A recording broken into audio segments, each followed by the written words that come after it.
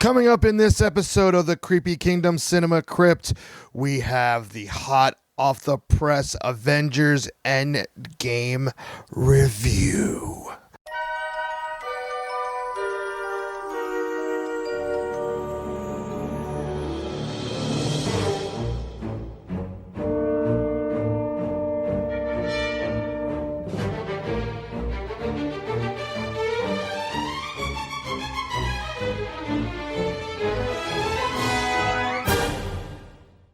Hello there and welcome to the Creepy Kingdom Cinema Crypt, Creepy Kingdom's podcast all about films. I am your host, Mr. James H. Carter II. And coming up in this episode, we have a spoiler-filled, not spoiler-free, spoiler-filled review and reaction to Marvel Studios Avengers Endgame. If you have not seen the film, I'd recommend not listening to this until after you see the film. Or if you're not planning to see the film for some reason and you want something to listen to, then stick around. We recorded this right after we attended the press screening at Walt Disney Studios. This episode was filmed on location in the Bob's Big Boy restaurant in Burbank, California. So there's lots of Bob's Big Boy noise in the background. But number one, we were hungry because, 3-hour movie. But I wanted to capture our immediate reaction to this film. Before we get started, I have to mention to you that our YouTube show, Creepy Quest, has returned in full force. If you haven't seen it before, we'd love for you to check it out. We have new episodes that are going to be coming very rapidly, as we have filmed a lot of things for them. And in case you're unfamiliar with what we do on that show, it's basically a vlog of us going to different things and events and sharing our experiences firsthand with you. So go to our YouTube channel and subscribe if you haven't already. It's a lot of fun content coming. And we have another YouTube show that we're working on as well. So, yeah, might as well watch Creepy Kingdom on YouTube too. All right. Without any further ado, let's open the crypt. We are here in location. We're not in the regular studio. We decided to get out and get some air. Actually, what we really decided to do was record this minutes after seeing... I've been embargoed for like 15 minutes. 15 minutes. We just left the Avengers Endgame screening. And we are now at Bob's Big Boy, the only appropriate place. Because the Denny's next to Disney Studios was not a 24-hour Denny's. No. This Oddly is enough. Yeah, so I'll introduce everyone. Now, of course, I'm James here, and I'm Roxy. Yeah, we all know it's Roxy. Everybody knows me. And we're joined here by Sabina. Hello. And now we're going to place our order Yes. at Bob's Big Boy. We're going to order something. Thank you. Yes, this is what you tune in for. We're going to record this? All right. Let's cool. keep it going. Why not? Right on. Got to record the whole thing doing a podcast? Yes, we are doing a podcast. That's so cool. We will hush up when you come around, though, because we're going to be talking about the Avengers Endgame. So Yeah. You guys just watching? We just got done. watched it. That's why we looked such a mess. Wait, does it come out on Friday? Yeah.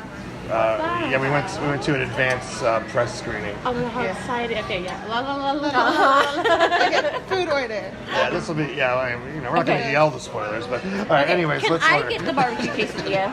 Barbecue quesadilla? Yes. Of course. And a cherry Coke. Oh, for you? Another barbecue quesadilla and a hot chocolate, please. I would like an order of onion rings, regular size, with a side of ranch. Are you And- sure we only want regular size? Well, there are two of us. All right, double size. Yeah, that's what I thought. My bad. Double, I don't even know what the sizes are. Me either. Double size. There's two of us. Which one should we get? I would do the double. Okay. All right, we're going to do the double. So do we need 2 sides of ranch? Or? No, it's a pretty good size. I can give you 2. Oh, no, let's start with one. Start with one and then We'll see if there's a No, ranch I want emergency. my own ranch. 2 ranch. Yeah. Double onion rings, double ranch. Thank Yes, you. that makes sense. Anyway, and I would also like a root beer float. A root beer float. Yes. Anything for your... Mystery person. We're not sure yet, right? He's going to share Sharing your the food. quesadilla with them. I don't know what drink you want, so. We can wait. Some more waters? Yes, please. Yes. We're in Burbank at Bob's Big Boys, and we just got done seeing Avengers Endgame on the Disney Studios Lot, and there's a lot to process. Okay? So this is going to be a spoiler-filled podcast, right? Yes. Yeah? Where I have to not swear. Yes. Oh my god. And actually, it's interesting. You know what? I kind of wanted to do. I wanted to do the. Huh? Who? A person. Oh, I wasn't gonna say. We're just gonna work all this out as we're recording. So, I thought it would be impossible to not do a spoiler review after seeing the movie. But I'm wondering about who's going to be listening to this. You know, are people really going to be like, I don't know whether I should see Endgame or not. Let me tune in and listen to the review of this podcast. No. Nobody's going to do that. No That's what I one's gonna thought. do that. So I figured they would have already seen it. Yeah. And want to dive in. Yeah. And hear our thoughts and elaborate on it. So this isn't like a review to see whether you should see the movie or not. No. This is us talking about our feelings about the movie. I have feelings, you guys. Because Okay? There are feelings. What are you recording, my wrist? And things. Audio recording. I'm gonna cry again. Don't cry. So, it's spoiler filled. And that's what we can do here.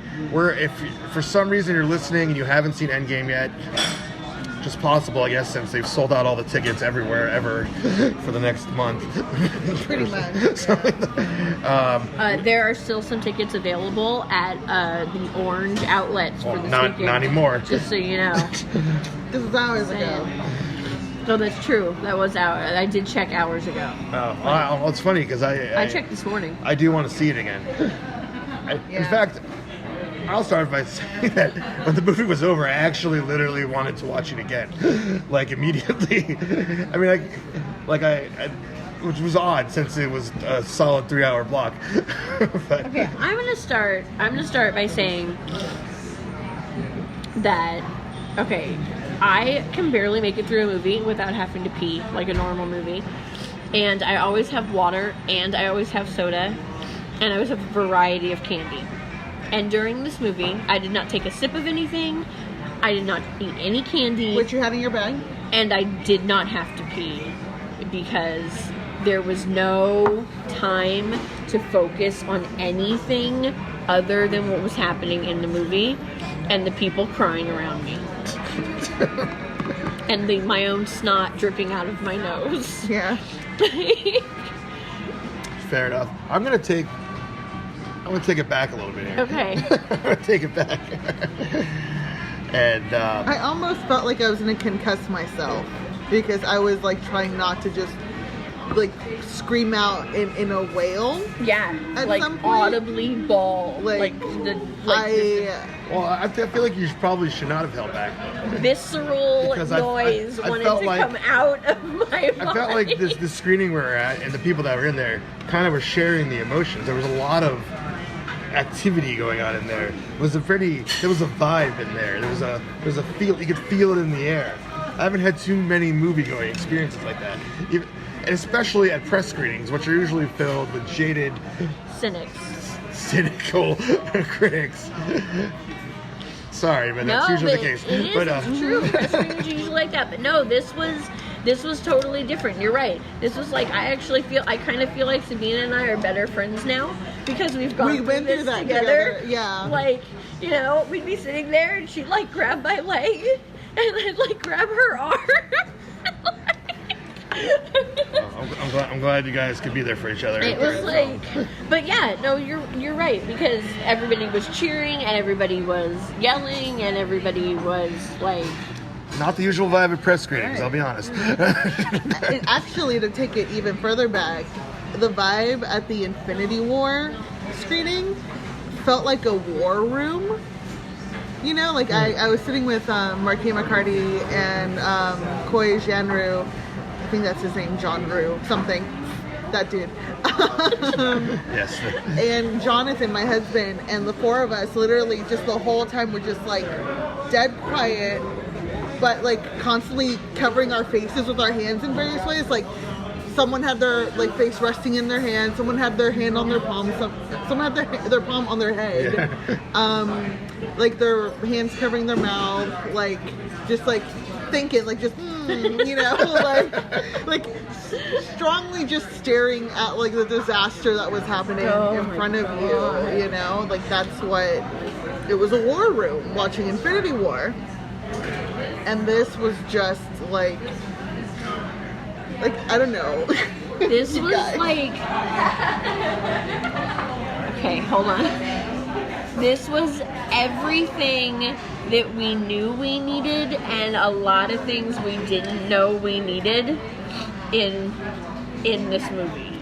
I can agree with that, because I can honestly say that this film did not go the way that I had even guessed it would go. No. What was your guess? I didn't really have like a straight guess, but I kind of thought that it'd be more of a very long. I thought it'd be a longer, drawn-out battle with Thanos at the beginning of the movie. I thought that Captain Marvel was going to be in it throughout the film. You know, those are two things that weren't there. But it just as soon as Thanos was killed in the beginning of the movie, I'm like, wow. Well, I have no idea where this film's going. You know, like, and then it was wild. But I want to, before we start digging deep, I do want to take it back to one thing that I just want to take a moment and appreciate. And, you know, I appreciate that you're here, Sabina, for this. Because even though you weren't there for what I'm about to say, it's still, you know, the journey led us to right now. Yeah. And I want to think back to 4 years ago when we reviewed Age of Ultron. Do you remember when we recorded that podcast? Jesus. You don't have to remember what we said, but you remember doing it. Yes, I remember recording Age of Ultron. Yes.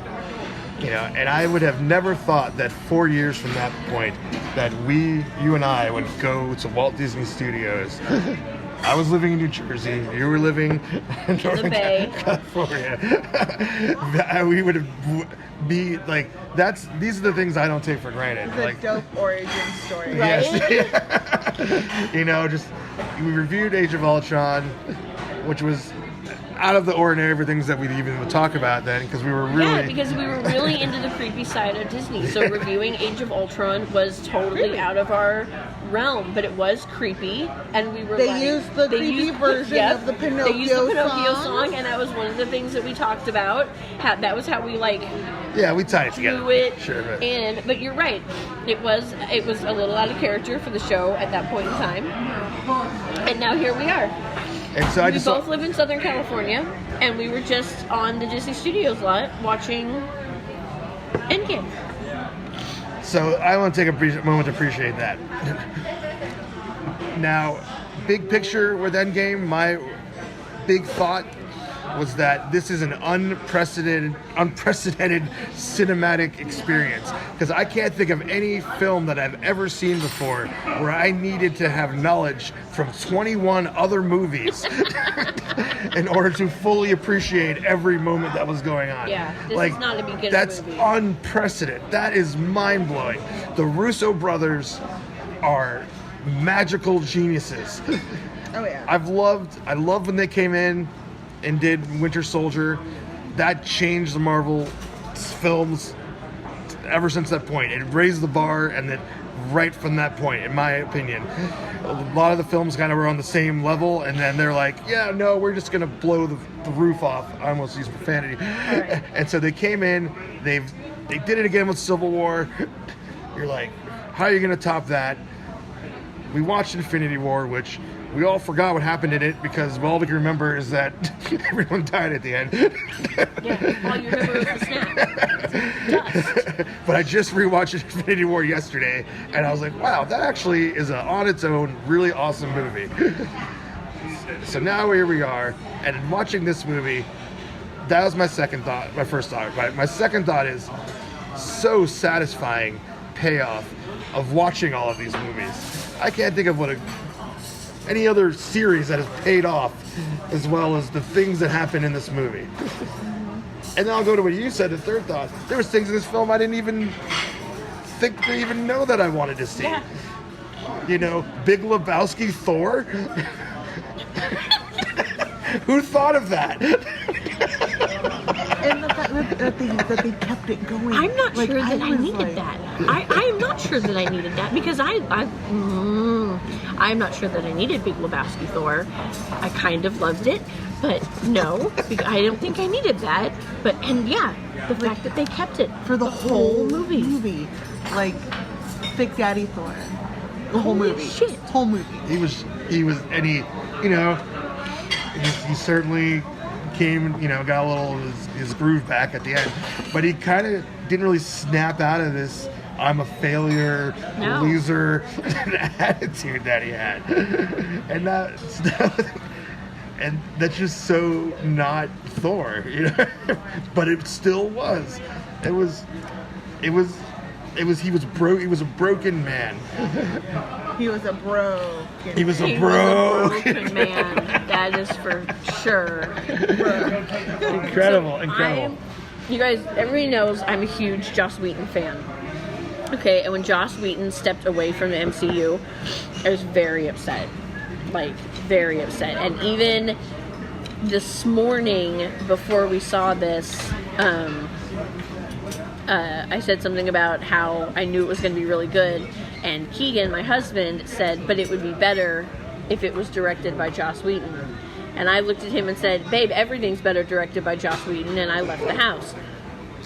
I was wrong. You were completely wrong. You're completely wrong. I was completely wrong. This film would have been horrible if Joss Whedon... No, I'm not going to say that it would have been horrible because I love Joss Whedon. I know, but but I the have Russo brothers... father sort of feeling for Joss right? Whedon. But the Russo brothers did so... They brought... Nope, lost all my words again.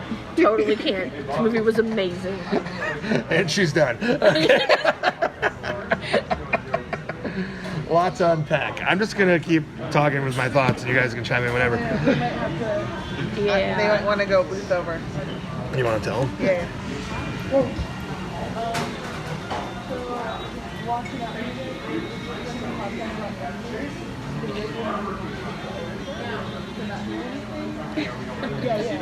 Yeah, we just got out of it.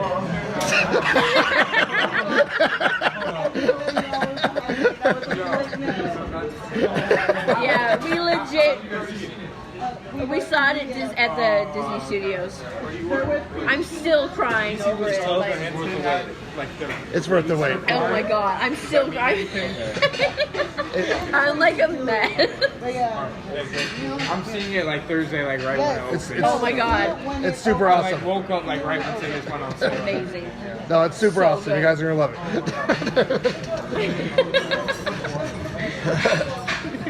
Okay, so we have to warn everyone around us that we are What world are we living in? spoilers. We're like telling people to get away from us in We public. shook hands. Like, this was like a whole, it was a Yeah, treaty. it was like a was cool great. fist bump thing, Yeah. like, I love my life. right?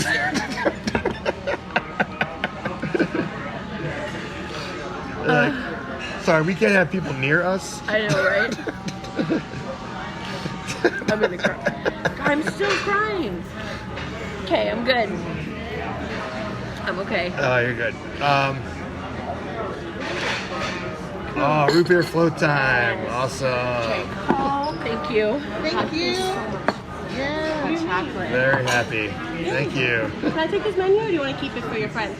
I guess this probably don't need it, right? Oh yeah. We saw Avengers Endgame, and so we're talking about it, but no one else has seen it yet, and so we had to warn them that we didn't want to spoil the movie for them. If that's okay, yeah.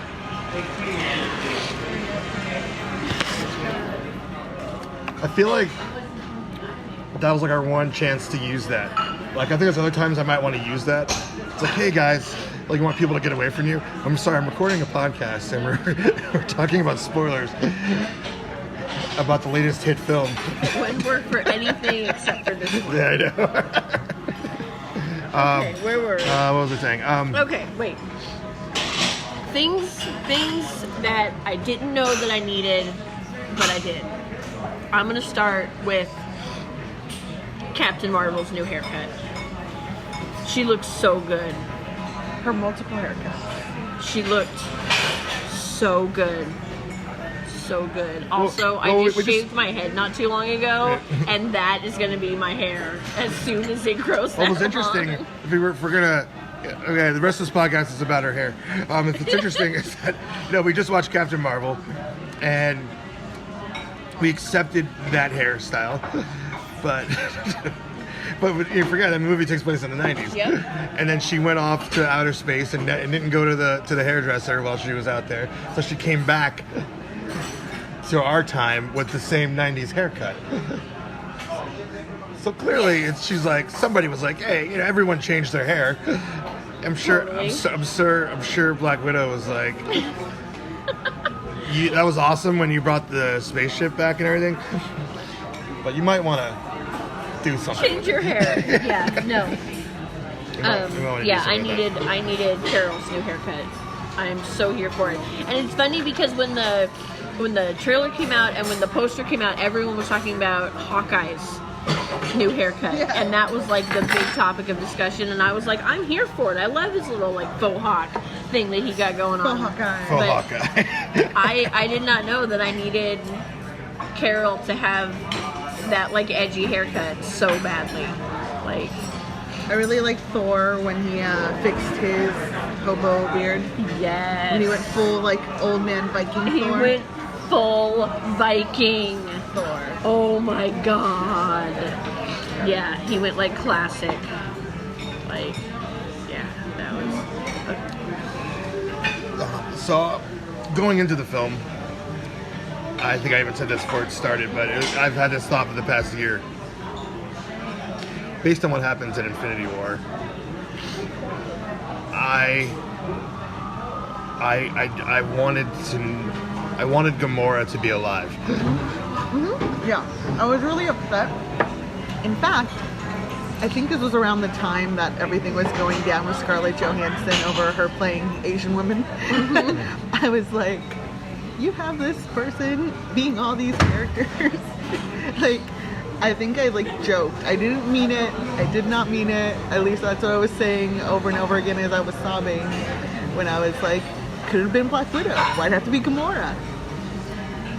And then, Guess what? yeah, Look what you did. look what I did. Look what you did.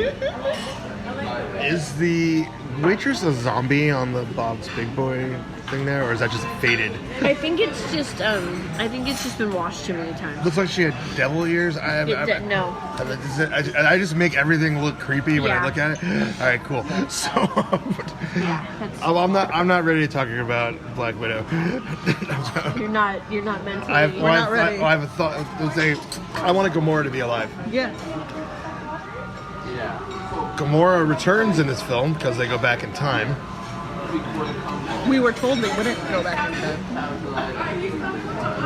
Who said that? Like, wasn't like the whole media blitz was like, there's not going to be time travel in the movie? I don't remember hearing that. I don't remember hearing that.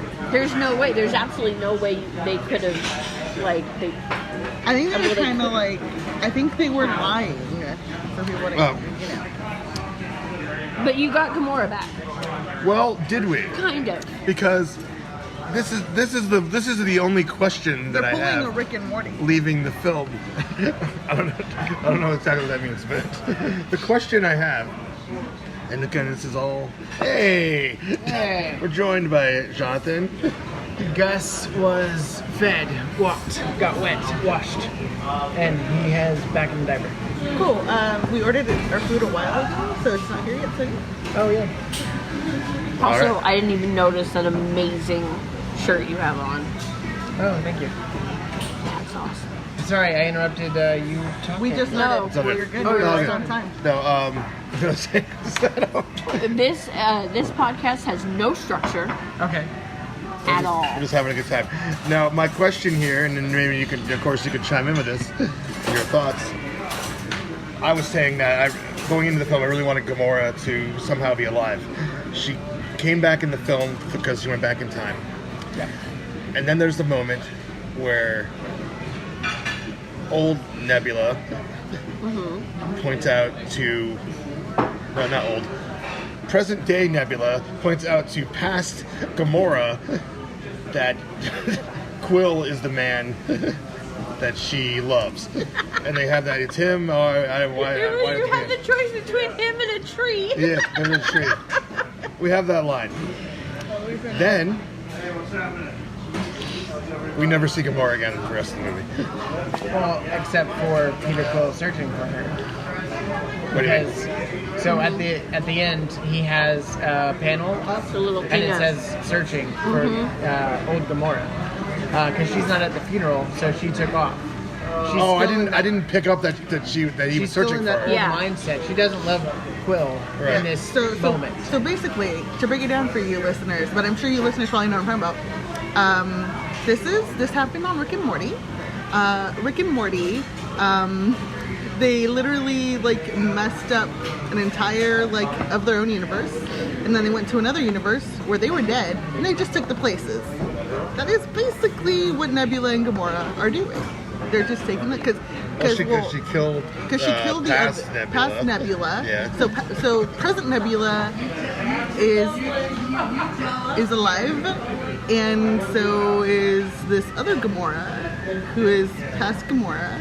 So she is pulling a Rick and Morty and just, making her So past Gamora took off. in the present. Oh, with Nebula. No, Nebula was still around. Thank you. Thank you. I'm good. Do you want anything to drink? I will in a minute. I'll let them eat first. This is ours. Okay, but was Nebula at the funeral? Yeah. Yes. She was? Yeah, she was. Fuck, I don't know. No, that's present day. Yeah. Yeah, we know past Nebula is dead. Yeah. So, but Gamora was the only one not at the funeral. Yeah, she was not there. Okay, so she took off, but not with present day Nebula. Correct. She's on her own. No, Which My now, hope we is know that- what the next Guardians movie will be about. One of the things I think I tweeted was that I was really mad that we never got to see the most dangerous woman in the galaxy be the most dangerous woman in the galaxy. That we got this Gamora who was starting to kind of like arc into, the Guardian of the Galaxy and stuff, right? Mm-hmm. But we never got to see this like crazy mad assassin and shit. Now we might get that. Yeah, we might. Because who knows what she's gonna do. She's crazy. I love her. Yep. She is like, yeah. Well, I mean, yeah, we never saw that before, but in the Guardians film, it was about the softening of that Hardened shell. the Yeah. hardened shell. That was her story up until that point. So yeah, you're right. Very, Yeah, but now we get to see the badass. That's what I wanted from day one, and now I'm glad we get that story, and I'm hoping James Gunn doesn't let us down on that. I don't think he will. My least favorite scene in the first Guardians movie is when Drax has Gamora up against the wall by her throat, and Peter Quill saves the day, essentially, and talks Drax down from killing her. Gamora would never get in that position. Right? The Gamora from the comics would never get in that position. So that's what I'm excited to see. I have a couple of personal things I can talk about. that relate to the movie and the MCU overall. Personal to your Personal, life? yeah. Yeah, okay. Yeah. Yes. One is that a friend of mine has he's a big Vikings fan, the football team, and on the back of his car he has the emblem, which is the Viking with the long mustache and long beard. Yeah. And I was telling him last week, that's what Thor should look like. Thor should look like a Viking. Uh-huh. And we got that in this movie. Literally right before you walked in. That's what we were talking about, how Thor was We're talking about everyone's full hair. Viking. That's amazing. Yep. Number 2, does somebody else want to talk for a second? Because I have to pull something up. Awesome. Thank you. Absolutely. You guys, everything tasting okay? Yes. So far, so good. Thank you. Yes. I think. We should get another plate. Yeah. This over here. Rifle. Itself. There we go. Okay, I'm good. So, last week, Sabina and I were walking around the Americana. Can you steal this? And in the background, It's Been a Long, Long Time by Harry James was playing. And I got really excited and emotional because that's the song that plays in Cap's apartment when Fury gets shot. Okay. And I was like, oh my god, that's like such a good cue. I want to go listen to that. So I pulled it up and I've been listening to it. And that cue played over Peggy and Steve dancing. Wow. And I was like, oh my god, that's genius. The third thing is very personal. So I was in a long-term relationship and it was not something I wanted to be a part of.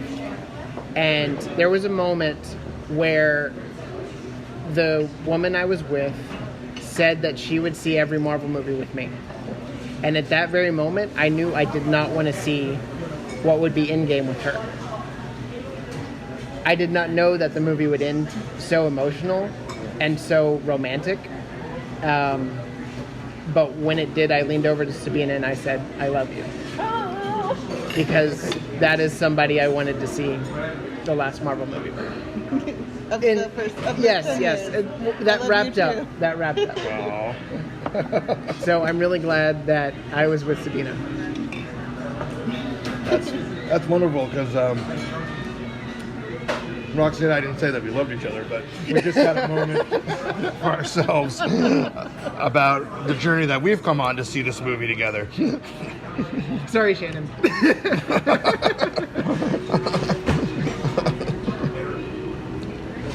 You can't talk?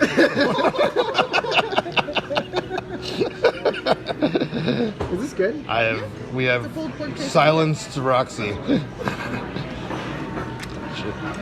It's a very emotional time. We ended up at the end. We had to go back. We're like literally just at, where's Gamora? Well, I mean, that kind of sums up the Gamora thing. I didn't see that he was searching for Gamora when he was on the computer. No, I didn't pick that up. It actually said Gamora. Yeah, it was her picture, and it said searching. Ironically, James Gunn had said that his Volume 3 movie was about the search for Gamora.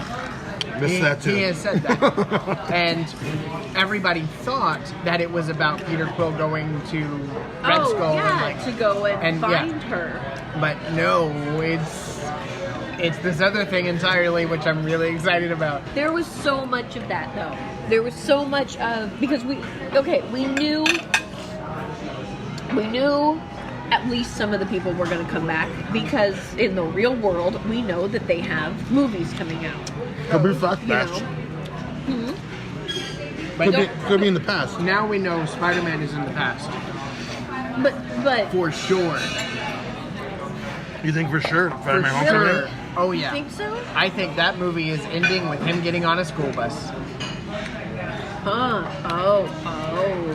Which leads to Infinity War. Yeah. Yep. But we knew people had movies coming out. There was no way that I was going to believe that every movie coming out Not every like, movie. Yeah. So we knew people were coming back. But And we knew that some things were ending. We knew that... We're getting crowded. Don't sit here. We knew that Chris Evans' contract was ending. And we knew that Robert Downey Jr.'s contract was ending. You can do this. You can totally do this. But how they brought people back and how storylines ended were definitely not like how we expected things to go. Nothing was as we expected. No, not even close. I thought the movie was going to end on Xandar. That's where I was thinking. Because I was like, if they go back, they should go and get the Power Stone first, because that was the first stone that he stole. But nope. I do like how they wrote off every time travel movie. I like how they not only wrote it off. Yeah, like I like how they not only did they write it off, but they made fun of it, you know, and they were like, yeah, they even mentioned Bill and Ted, you know, like, and I just because they're like, look, how do you know what's going to happen? And they're like, every single time travel movie. I love that because we all went into it thinking that, you know, we all went into it thinking that is how time travel works, because that's how we've been taught that time travel works. And I love that they were like, you know what, y'all wrong, we're gonna do it a different way. Well, here's my favorite part about that. Kevin Feige has said numerous times that Back to the Future is his favorite movie of all time. And the other thing I leaned over and told Sabina was, oh my god, he made his Back to the Future. Like, and he did it better. Like, this, I love Back to the Future. But it does have glaring flaws. This is so well structured. And the repercussions are so well realized that this feels like a better version of the trilogy that Robert Zemeckis and Bill Gale created, which I love, and it has its place. It inspired this movie. Yep. It will always be a classic. But what this movie did in return was not only pay it homage and, you know, shoot it down a little bit, but it upped the ante. Like, this is like the movie that people are going to think about when they think of time travel. And the time travel scenes were so good. Yes, they were. They were so good. It was like you were saying earlier about how never, never. I'm going with never. Never has a movie at the end of a series hold every single movie before it in so well and made them so important that, you know, if you haven't seen them, you should, because what is wrong with you? But if you have seen all of them, and if you love all of them, all of those moments were just so, like, I mean, it's satisfying is the word that keeps coming to me. Yeah. Like, it's so, the things that happen in the movie are so satisfying to come to the end of this series of films.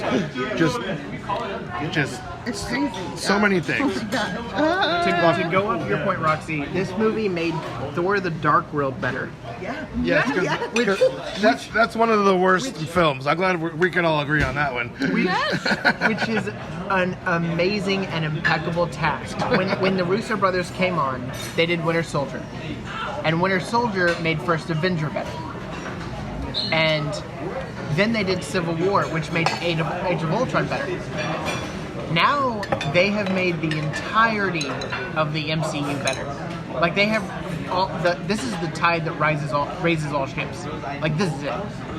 If you're on this ride, then all those movies that you watch to get here, you're gonna appreciate and love them even more than you did before.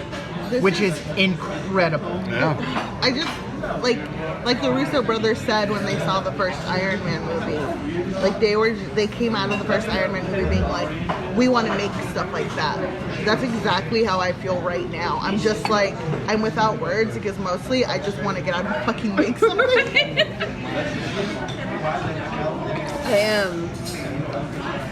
I don't know what I was going to say. I'll continue steering the ship.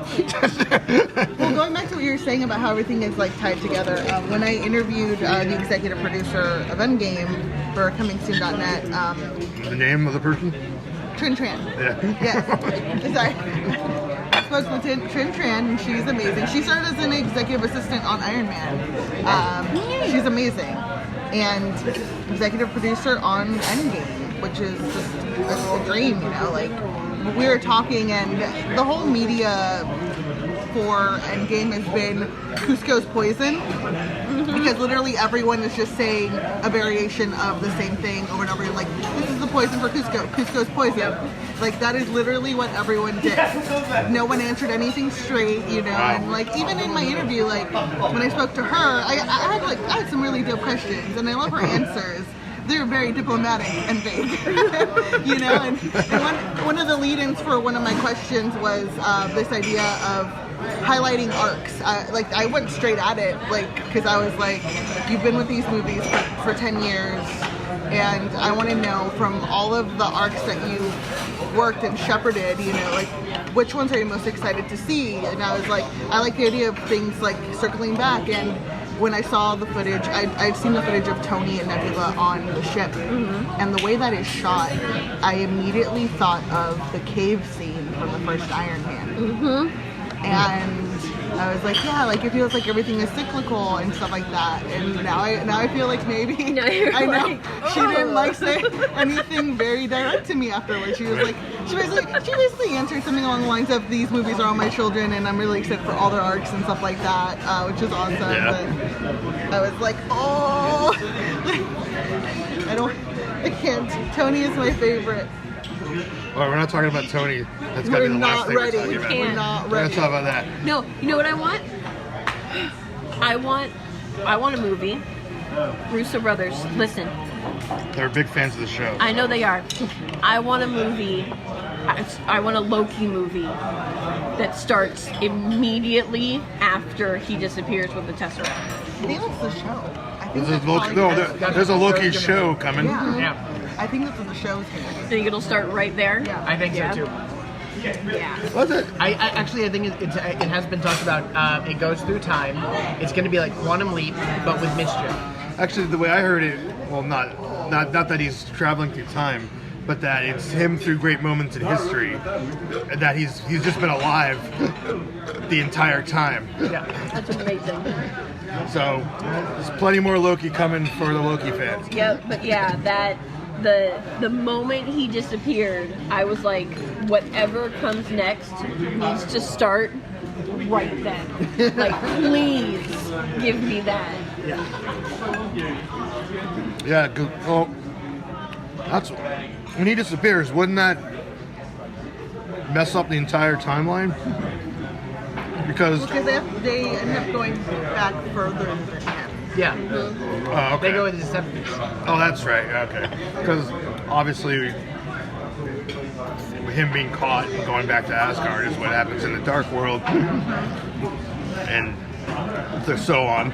So if he's not caught, Yeah, so technically in the future timeline, Thor the Dark World doesn't happen. this is complicated stuff, guys. The ancient one explains it. Like, you get a new timeline when you take away an Infinity Stone. So they are correcting the timeline up until that point, because that point they messed up. Oh, So that point is a branch off, and that branch we're going to see in the TV show. So everything that happened did really happen in our timeline. Yeah. But the new timeline will be what happens when he disappears. interesting.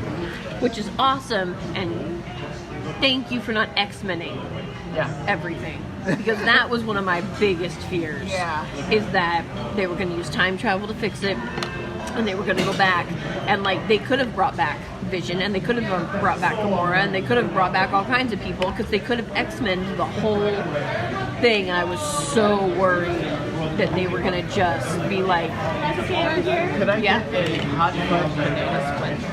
We don't have splits. It's only Sundays. That's fine. Hot fudge banana split. Yeah. That's what I meant. Everything okay? Yeah, I think we're all doing good. You want a water too? Oh, water, yes. can I get another cherry Coke? Yeah, I'll put you a question with you. Did you get a hot chocolate? Yes, I did. But yeah, they didn't do that, and I'm very happy they didn't do that. I'm ready to talk about a casualty. Around people? Huh? There's more people left. Yeah, we'll keep it though. But yeah, we all have a lot of favorite Marvel characters. You know, Yeah, and mine is Tony Stark. yours is Tony for me. too. I don't have a clear front runner, but I have people that come to mind who I've loved watching in these films. Gamora was one of them. Scarlet Witch is one of them. Doesn't get enough love. And Black Widow is one of them. And they really got me with that one. I did not see that one coming. I really thought Hawkeye was going to be the sacrificial lamb. Yeah. Well, I'll bet everybody did. I loved how they handled it though. No, yeah. too. It happened the best possible way it could happen. You know, It and shocked and It was surprised. shocking, like them going hand-to-hand combat. Just like I did not know. Like I didn't breathe. I don't think throughout that like whole sequence. The only thing Another cherry Coke for you. thank you. Yeah, of course. I'll grab you a straw. Thank you. The only thing I didn't like about it, and it's the same thing that I didn't like about Gamora in Infinity War, is that it is a big deal and it is shocking and it is hard, but it happens at a time in the movie where by the time you get to the end, you're over it because so much other stuff has happened that it has taken like the shock out of it. But I felt the same way about Gamora. Like I wanted to mourn Gamora, but there was so much else that happened in between. both films didn't give me time for that at all. Yeah, like no, it was that Should have added an moment. extra half an hour to the film, guys. Come on. I slightly disagree because I feel like the young Gamora, seeing her at the end of Infinity War, reminded us of the sacrifice and helped us mourn her more. And at the end of this movie, Hawkeye's words of "I wish you could be here to see that it worked." I loved the bookends of that. Yep. And I think some people are going to be upset that we don't get a resolute conclusion on where young Gamora was. Obviously, it was a metaphor, Yeah. but I just love the bookends of that. I think it's really powerful on both movies. No, I agree. Speaking of future projects, I've been hearing for a long time there's a Black Widow film Yep. in development. And now it's getting ready to start going. So clearly this is a prequel. Although I would really like a female superhero film to take place in present day. No, you know what I want? I want a Black Widow movie that's not like her beginning. Right. You know, it's not like, you know, I want like the Black Widow movie where like she's working for Tony Stark. You know, where she has to pretend to be normal. That's what I want. I want to just watch like 2 hours of her just having to pretend to be a businesswoman and like secretly kicking the crap out of people and like the So we get to see the like In Iron Man 2, she was a secretary. That's what she's talking about. She said she wants a whole movie of that. Yeah, that's what I want. Like The a whole movie. prequel to Iron Man 2. Yep.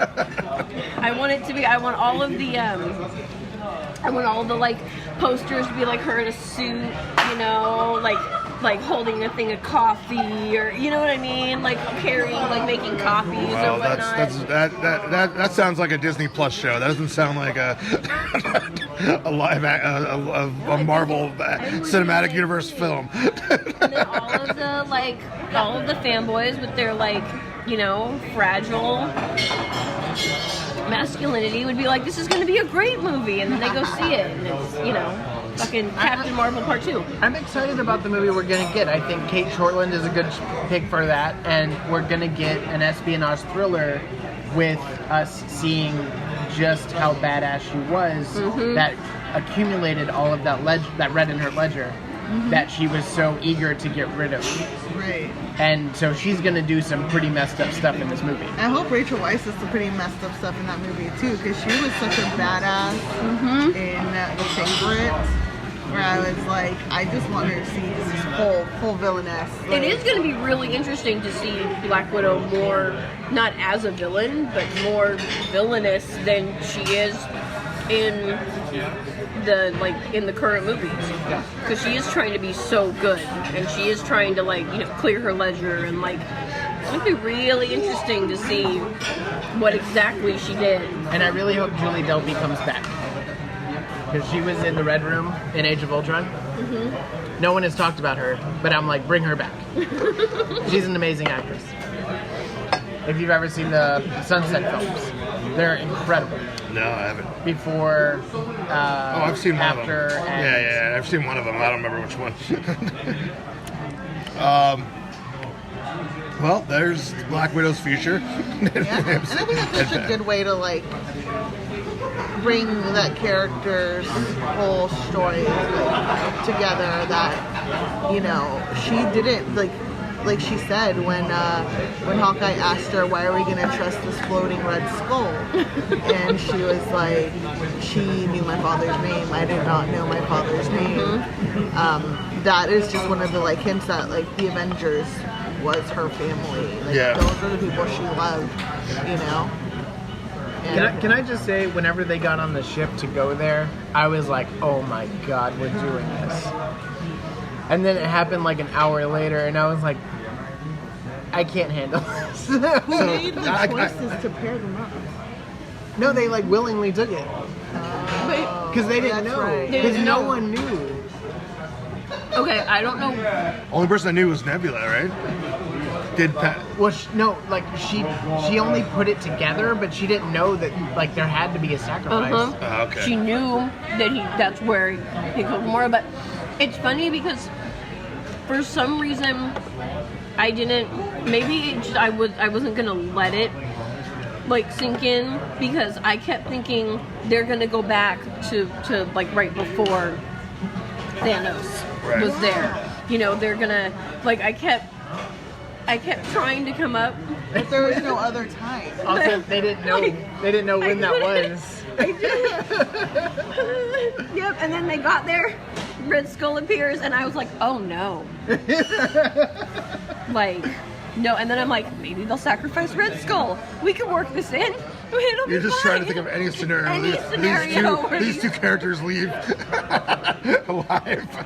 Of course, that's what we all start doing. And I'm like, and then again, I'm like, okay, so I'm like, again, like Hawkeye's gonna be the sacrifice. You know,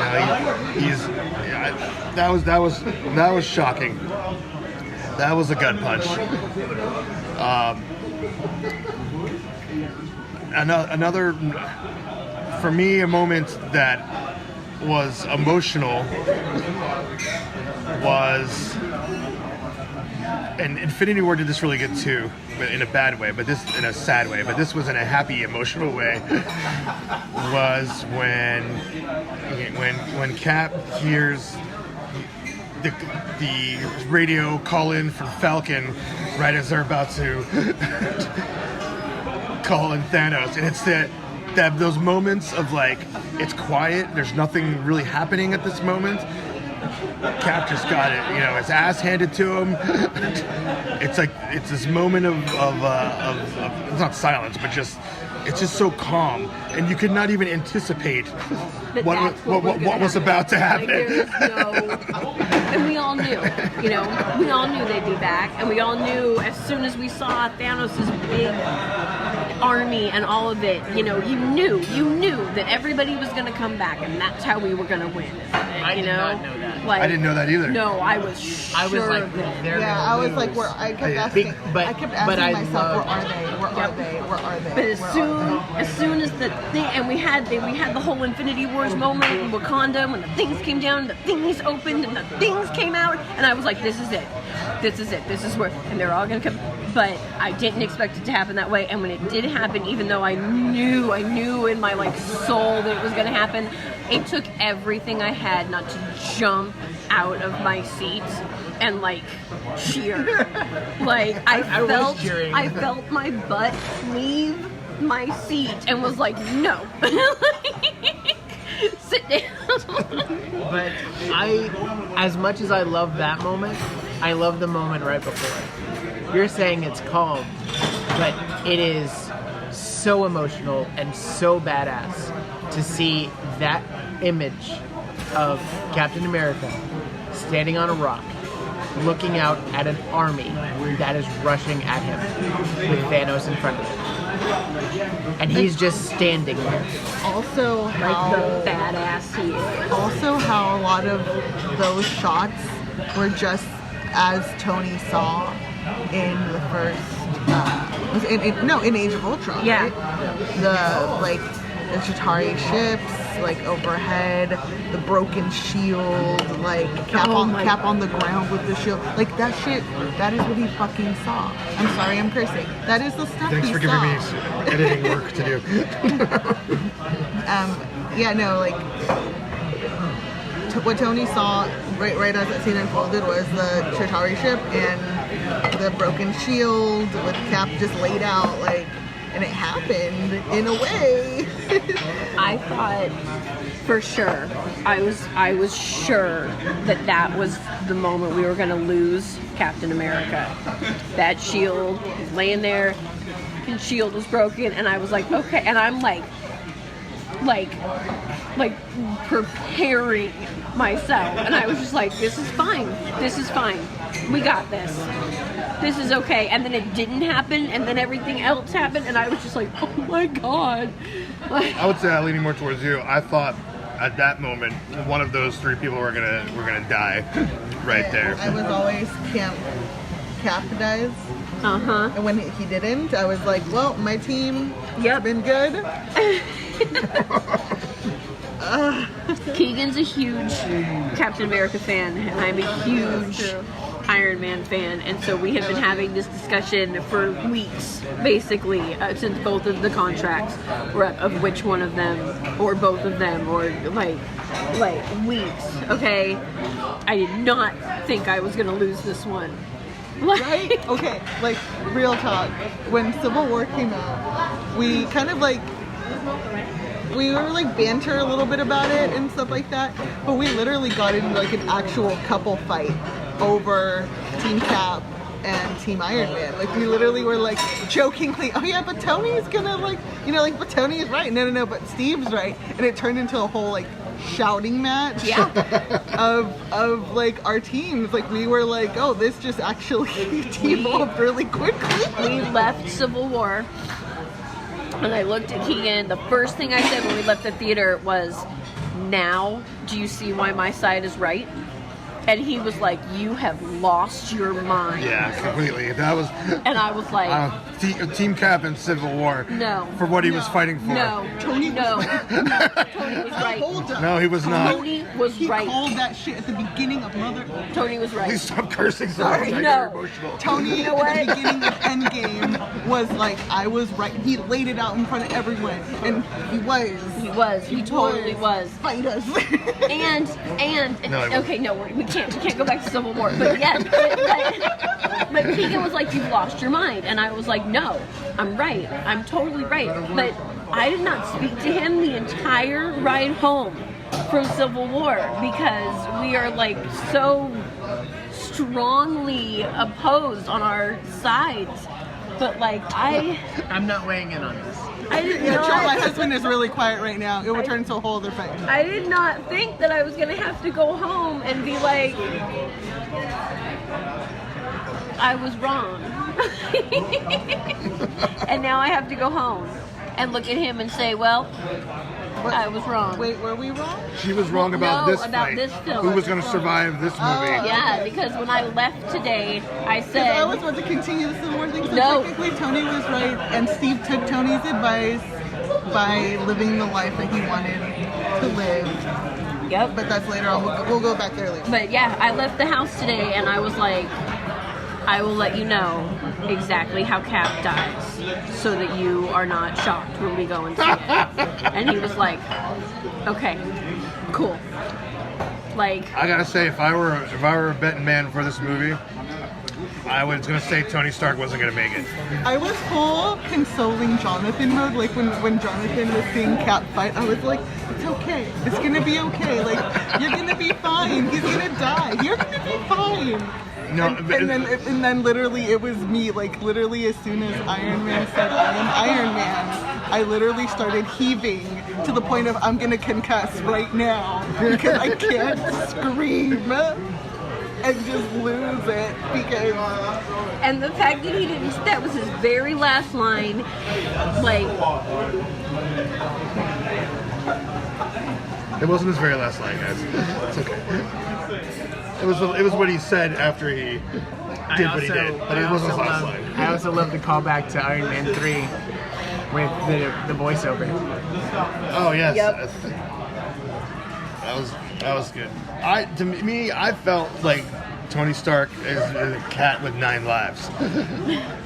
And that's to me why I didn't think that he was going to survive this movie, because he's almost, out of all the main Avengers, he has been at death's door so many times. yeah, which is why he should survive. Because he's been at death's door so many times, and he just keeps coming back. Well, you Like, figured that can't go on forever. I can't. I like. You're very welcome. I'm like really, I have a knack for story, and it was like as soon as I saw that opening clip when we previewed it, because they did show us that Nebula Tony scene, I feel like I've known since then, because I brought it up and I was like, this feels like the cave, like he's going back, you know, and he's probably gonna die, and I cannot.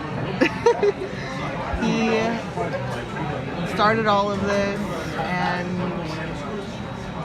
lived with all of the possibilities of what could happen, and wanted to put this shield around the world, and then he ended up becoming the very thing he wanted to be, or to do, and Can we talk about how great the visual effects makeup on Steve was at the end of this movie? It looked like a real person. Yep. yeah, I was like, he is so hot. They perfected. He was so hot. They perfected this, and Nick Fury looked fantastic in Captain Marvel. Yeah. They perfected this to show us what somebody will look like in 50 years. Yep. With nothing to go on. That is incredible. Yeah, that was. It's so believable. Why'd you just interrupt our eulogy to Tony to Right? talk about Cat? No, I have to go. I have to go back. All right. I have to. As we get this out. yeah, as I say, we're gonna wind down this episode. So I'm gonna let you two speak your piece. Okay. I know that Endgame is the end of phase. Well, it's not technically the end of phase 3, but I know that this is the end of phase 3, and that there is still more in the future, and that the Avengers aren't done, and you know, it will continue and whatnot. But I literally, at this moment in time, cannot imagine a world without Tony Stark in it. I can't either. I thought he would be the one, like, whether he was going to be just retired or injured to the point where he couldn't be in the suit. I thought he was going to be the one guiding Peter Parker, Kamala Khan, Miles, America Chavez. Like, I don't know, like all the new like Avengers were going to be under his like guidance, though he would not be participating. For some reason, that was my hope. But like he would almost be their Charlie. Yeah. You know, like. Let's take solace in the fact that he did for 5 years get to have the life that he never had. That he wanted. That little girl better grow up to be the next Iron Man. Well, I was gonna say let's take a step back. I think a lot of people have been waiting for Pepper. This is Since Potts. Iron Man 3, dude. Since Iron Man 3, when he threw that suit on her and it was just fucking amazing. I'm sorry, James. I can't. And I was really sad when she got rid of Extremis too. I was just like, you keep your fiery Louis arm. What's happening? Right? You know? No, but this was like, and that the scene where they actually got to fight like back to back, and like they did the little circle camera thing. The callback to Iron Man 2. I mean, Taking my break. No, you need anything before I go? No? no, I think we're good. Yeah. Drop us back off, but take your time. Awesome. Thank you so much. Thank you. Whenever you're ready, that's okay. I'll be at the front. Okay? I'm going to interrupt again and say I don't want an Ant-Man 3 because we're not going to get young Cassie anymore. Oh, young Cassie. That is a casualty that I did not want, and we got. I want Ant-Man 3. That little actress is amazing, and she should have been Stature. I want Ant-Man 3 because I want the character that recaps everything that's going on. I forget his name. I need another one of those. Where's Louise? Yes. We're missing Louise. For that alone, I want an Ant-Man 3. Okay, so all right, so we're gonna wrap this up, but before we do, name the one cameo that you saw in this movie from all of those back in time and this and that just made you go Renee Russo. Who? Renee Russo. Thor's mom. Oh, I mean, like, I feel like I've written countless pieces about, like, how the female characters in a lot of these movies have been a little shortchanged. I love these movies. I love them. I love the actresses who play these characters. And, like, it's something that, as time has gone on, has improved. But I really like how they went back and, like, just gave them multitudes, gave them, complexities, and that in that way to have that mothering moment, for Thor was, I'm shook. well, it's interesting to say that. The first phase, I was reading some of the similar articles. A lot of the female roles were very one-dimensional. And it was very interesting to go back and say, actually, they weren't one-dimensional. We just didn't show you everything. I mean, in reality they were, but they actually were able to correct something. They were fixed. The Russo brothers were able to fix other people's past mistakes. Yes. Yeah. And I don't have an answer to your question. There's so many cameos. But I will say, since we're on the topic of this, one of my most speechless moments of the film was when all of the women got together. Oh my God. No, we can't talk about that yet. That's a whole. that was insane. Joy, like we were tears of joy. shaking. I was shaking. It was everything. I mean, it was really intense. Like, I mean, it was just like, on the point of that. Yep. That where this series has started and where it's at right now, and to have that moment, and that was just a straight up like gratuitous like F you to every hater. It was just like, it was not necessary for this plot, but it was such a just gift to the audience. Such a gorgeous, and it was such a gorgeous way to honor Black Widow's memory. Yep. Yes. By calling back to what she said. Yeah. She was the first woman of the Avengers. Well, technically Peggy, but like in the formation of the Avengers. Well, the original six in the six. MCU. Yes. She started it, and for all these women that she lifted up in a way, like, or who she was like, we're a team, like, let's like do this, like in the trench at Wakanda. Yep. Like, she's not alone. We are together. And Yes. they called back her exact line, and it was just amazing. It was perfect. It was. One of my favorite takeaways from that entire sequence was Scarlet Witch versus Thanos, Oh, where she de-arms him. That is amazing. I mean, going back, like I said, I told you one of my favorites. I love Scarlet Witch. She's clearly absent throughout this film because she was dust, and I love that.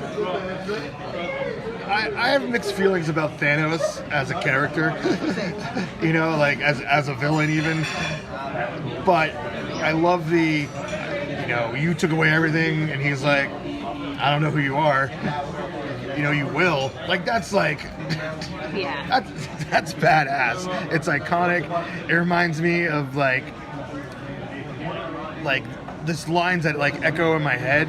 That line, that line and that interaction will go down in history with "I am Iron Man" from the first one, and I could do this all day.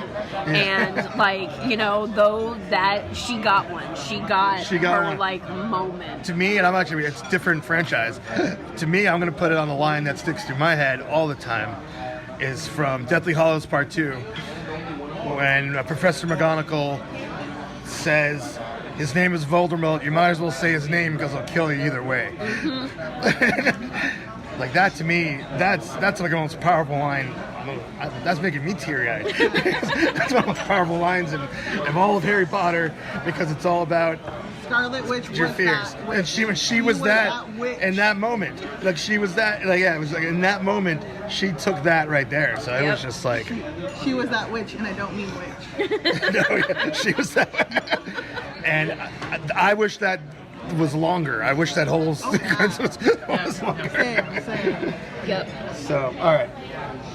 Fine. I didn't cry the whole time watching the movie.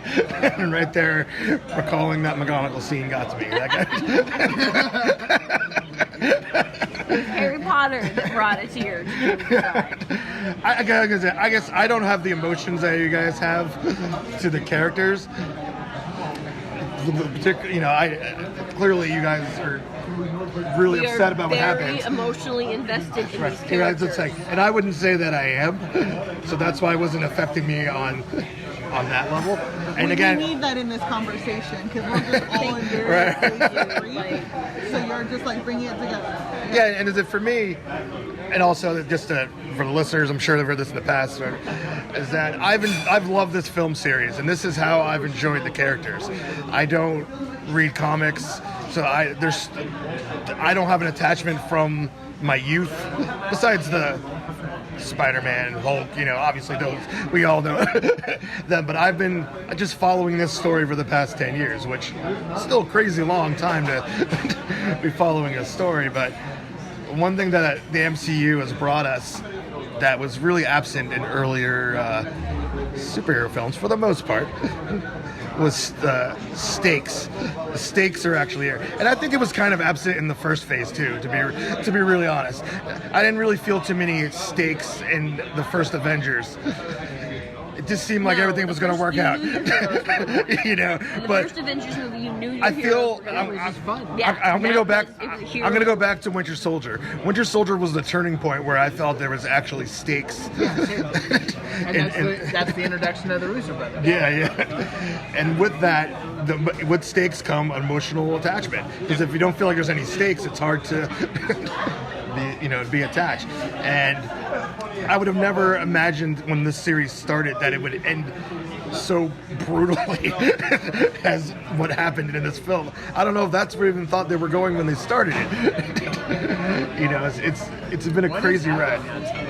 Teenagers. Those are the people that we told to not sit next to us are now doing river dance in the middle of the street. I think that was Fortnite dances. Okay, look like river dance to me. Anyways, this has been a really unorthodox episode. We've been recording it from Bob's Big Boy. We apologize, you guys, for all the background noises. But it's Maybe just, James can help in post. it's part of the ambiance. I think. All right. Any final words here? I think you're gonna love this movie, and I mean, if you, I mean, it's too late to say this now, but if you haven't seen the movie, go watch the movie. Yeah, we've anticipated. We said from the start that if you haven't seen it, then don't listen. Yeah. Yeah. Well, then I would say that as a fan of the MCU as a whole, this was the most satisfying conclusion they could have come up with, and it works. It works emotionally. It works as a bombastic blockbuster. It works as a family drama. It works on every level, and it is perfectly put together, and it perfectly ties in. And like I said, it rises all the other movies up to a new level, and that's just incredible. The thing I was worried about going into this was the Dark Knight Rises syndrome. Mm-hmm. When I saw the Dark Knight Rises, it lowered Batman Begins and the Dark Knight for me. And DC Batman is like his thing. Like, yeah, and Batman is my thing. My husband and I, we live with so many Batmen. And I was incredibly disappointed by the way that movie handled the mythos of Batman. Whereas this was not only paying homage to the mythos and things that have happened in the comics in incredible ways and unprecedented ways. Like, if you've read the comics, you're gonna be like, this is like my new heaven. Like, they have pulled everything and the kitchen sink out of this thing, and it works. Can I just say, elevator scene. And at the end of all of this, it's just been worth it. It's just been worth it. And I'm really glad I went on this journey, and it has given me new life. Oh, wow. Yeah. Right on. That's hard to top, but maybe you can. I grew up in I'm from LA. I grew up in LA. And my life has been really challenging in many ways that I can't talk about yet. But one thing that I would do growing up was go see movies with my parents and my brother, and I would measure my life by the next superhero movie. And this started with the phone in the ranch dressing. Sorry to abrupt this touching moment. All right, we're still going. We're good. Sam Raimi's Spider-Man is something I saw with my family, and Sunday matinees, seeing so many movies. But basically every May, it would be Spider-Man 2, Spider-Man 3, and then Iron Man got, I think, the slot. Or I just remember like Free Comic Book Day, and a Marvel movie would be coming out, and I lived like down the street from where Marvel Studios used to be in Manhattan Beach. I lived in Hawthorne. And I had just so much crap that happened to me, and I would just get through it because I'd be like, in a few months there's going to be a new movie that's coming out, and I didn't know what I was going to be or do. But spending the last 10 years watching these movies, being inspired, seeing what heroes used to mean, seeing what they meant to us as they've changed, seeing how even with this movie they've gone back and said we can be better, we're flawed, but we can always be better. I just know that now I know what I want to do, and I want to be in the next 10 years of these movies in some way, in whatever way. So, yeah. Well put. All right. Oh, You're going to take us home. Okay. There we go. So the number one thing I'm gonna say, my ending thing to all of you out there who are listening, just in case you haven't seen it yet, is take tissues, because you will need them. So many tissues. I didn't take enough, okay? And I took a handkerchief. But no, this ending was, they should. Theaters should have Kleenex boxes at the ready. They totally should. They should be branded. Branded Avengers Kleenex. Avengers tissues, okay? No, this was the absolute. I'm totally sad and I'm hell of emotional, and I'm gonna wear black for the next week in mourning. But this was the perfect ending to 10 years of movies. Perfect. Because the time travel with the flashbacks, and I literally cannot look at anybody at this table because I'm just gonna, tears will just start pouring out of my face. This movie was amazing. Yep. Okay. I feel like in time Roxy will be able to say more on the subject. Really badly. But before you pee, you should probably say, you know, since you're a special guest. Oh yeah, where can they find you? You know, you gotta give your plugs, you know. Find me on Creepy Kingdom, but you can also find me at Twitter and Instagram. Twitter at Sabina has no R. Instagram at That Lady Graves. I'm a filmmaker. I directed a music video for Tracy Hines recently, her cover of Evermore from Beauty and the Beast. I plan on making more movies, like Marvel movies, a Marvel movie, I don't know. Anyways. Breaking news, you're making a Marvel movie. I mean, like, when it happens, you can say you heard it first. Yep. You heard it here first, gang. Follow me in those spaces, and let's watch more superhero movies together. Everyone go see this movie on Friday. Just go. If you see it again, if you've already heard it. I can't think. I'm letting her pee. She's going. I do have to pee. She's going on and on. I'm just sitting here. I don't know how to end things, so. You got to work on your end game.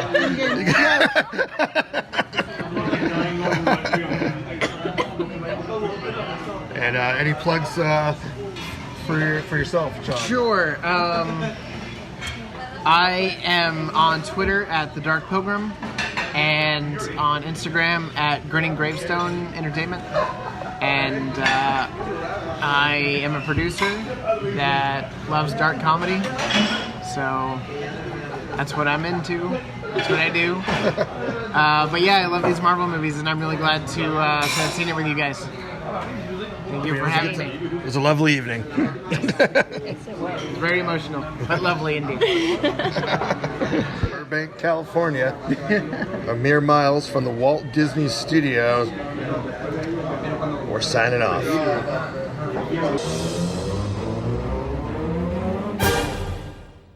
Hey, if you'd like to contact us here at the Creepy Kingdom Cinema Crypt, you can email us, creepykingdom@gmail.com.